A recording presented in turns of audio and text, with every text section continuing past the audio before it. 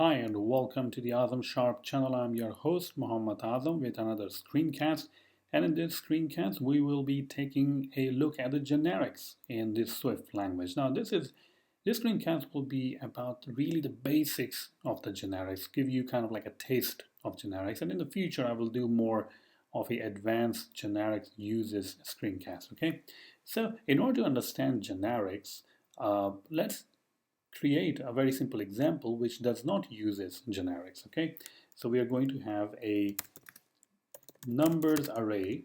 Okay, and what we are trying to do is we are trying to make a function that will return us the index of the array, index of the value of the array which we are trying to find. Okay, so I'm just going to create this numbers array and put some items into it, like this.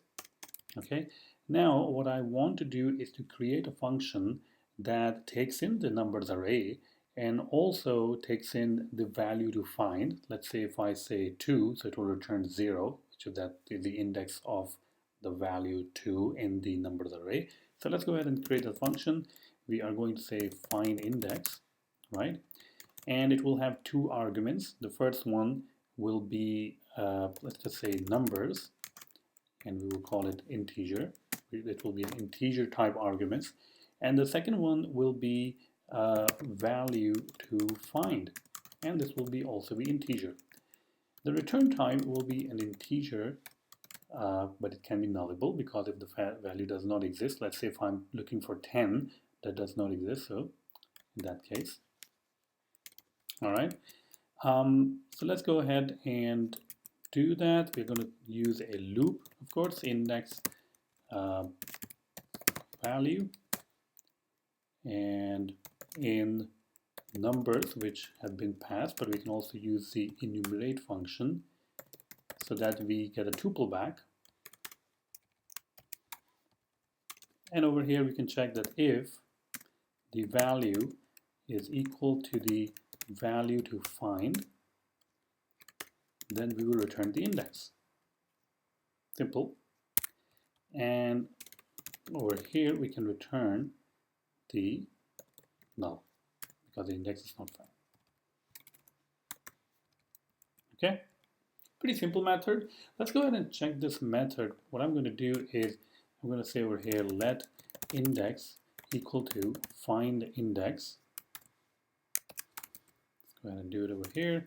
Let's index equal to find index. We're going to pass in the numbers collection, and let's see that what number we have to find. I'm going to say 7.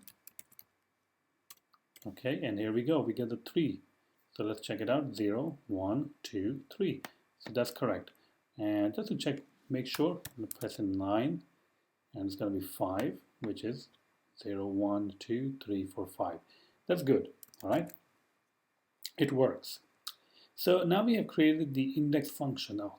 Now another requirement comes in the next day that, okay, we have to use the same function. We have to do the same task, that we are going to pass in an array, and then we are going to pass in the value that we have to find. The only change that has been done is that the array that we're going to pass in is not the integer array, but it will be a string array. So let's go ahead and do that. So I'm going to say, I don't know, alphabets. Okay, so if we have alphabets over here, A and B, and, or you can say anything like names array. Okay, that will make more sense. So I will have John over here. I would have, let's say, Adam, and I will say I have Mary and Alex. Okay, so we have this names array, and what if I pass in this names array? So I'm going to say names, and the value I'm trying to find is Mary. Of course, that doesn't work because the index find index method, the two arguments, and both of them are integer. So let's go ahead and change that. Now, this is the time where generics actually comes into play. Generics allow you to specify the type of the arguments. Now, if you are coming from a C# or Java background, the same concept carries on to the Swift language, exactly the same concept for the generics. We're going to declare a type over here, we're going to say there's a type T that we're going to pass, and that will be the type that the argument will be. Okay, and that is pretty much what all you have to do to convert your uh, array, or you can say over here, not a number, you can say list over here, uh, just to make it a more generic term item. So that's all you need to do to say that I'm going to be specifying a type over here, and um, that type T will be then used in the parameters for the array collection and also for the type for the value to find. But one thing you will notice is that when you are comparing the value to the value to find, it is throwing some sort of error. Let's check out the error.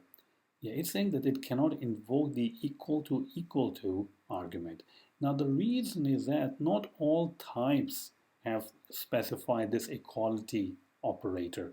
So we can limit this by saying that, okay, type T, you can pass in any type, but those types must inherit, must consume the equatable protocol. Okay? So which includes decimal, which includes integer, which includes strings. But those types that I can equate to, I can perform the operation equal to on, only you can pass in those types. And you can see now there is no error. If I pass in Mary, I get 2, 0, 1, 2. Let's say if I pass Alex, I would get 3, which is 0, 1, 2, 3. So there we go. And of course, we can also pass in the numbers. So let's say index 1 over here, find index, and say numbers, and value to find, let's say 7.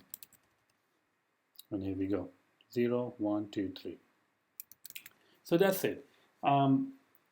Basically, if you're coming from C# or Java background, same concepts apply over here. The generic type allows you to specify a type on which the operation is performed, and you can limit the generic type by specifying that these types that I'm going to pass must have this protocol implemented, equatable protocol, which allows you to do equality operation of equal to.